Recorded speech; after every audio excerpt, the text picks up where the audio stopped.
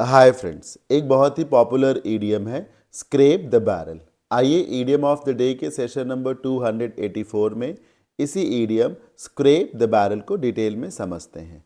Scrap the barrel, इस idiom का meaning है to be force to use one's last and weakest resource. जब आपको मजबूरी में अपने आखिरी और सबसे कमज़ोर साधन का सहारा लेना पड़े, इसको कहते हैं स्क्रैप द बैरल।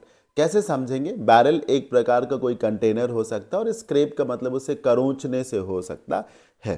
जैसे लेफ्ट साइड की इमेज को देखिए, एक बंदा एक बड़े से कंटेनर के बहुत अंदर जा रहा है और दूसरा बंदा जो उसने हाथ में कोई वस्तु पकड़ी हुई है उसको देने के लिए कि इससे तुम उसको निकाल लो। अब आप समझो कि जिस पोजीशन में ये दोनों इमेजेस में लोग घुसे हुए हैं, क्या इन्हें बड़ा अच्छा लग रहा होगा?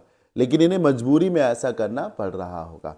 तो जब आपको मजबूरी में आ करके अपने आखिरी और सबसे कमज़ोर साधन का सहारा लेना पड़े, उसको कहते हैं स्क्रैप द बैरल।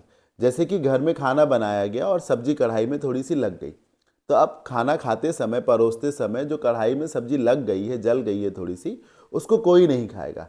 लेकिन एक दूसरी सिचुएशन हो, मान लीजिए खाना खाने वाले लोग बहुत ज़्यादा हों और सब्जी फिर कम पड़ जाए, तो किसी न किसी को या सबको थोड़ा थोड़ा वो खाना भी, वो जो खराब हो गई है सब्जी, उसको भी खाना पड़ेगा ही पड़ेगा। जैसे रोटियां बनाई गई हों और अगर रोटियां बच रही हैं तब तो सब अच्छी अच्छी खा लेंगे, लेकिन अगर किसी को भूख लगी हो और रोटी अच्छी ना बची हो, सुबह की हो या सबसे नीचे की रोटी हो जो थोड़ा सा जिसको कहते हैं कि गीली हो जाती है, तो भूख लगी होगी तो खाना ही पड़ेगा ना। इसको कहते हैं स्क्रैप द बैरल। जैसे आप कहीं जा रहे हैं और आप वेट कर रहे हैं कि कोई ऑटो आ जाए, बस आ जाए, तेज चलने वाले रिक्शा ही आ जाए, जो इलेक्ट्रिक वाले रिक्शे होते हैं, लेकिन कोई नहीं आया। आया तो एक बैटरी ड्रिवन रिक्शा जो कि बहुत धीमे धीमे चलता है। आप बहुत देर से वेट कर रहे थे कि कोई अच्छा साधन आ जाए, पर नहीं आया और आपको लग रहा कोई आएगा भी नहीं, तो आपको ना चाहते हुए भी उस बैटरी ड्रिवन रिक्शा जो कि मुश्किल को 20-30 की रफ्तार से चलता है, उसका सहारा लेना पड़ेगा ना।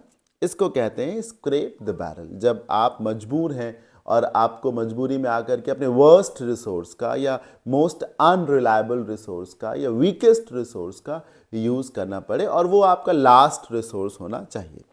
एग्जाम्पल से समझते हैं। Relying on a bowler to score runs for the team is like scraping the barrel.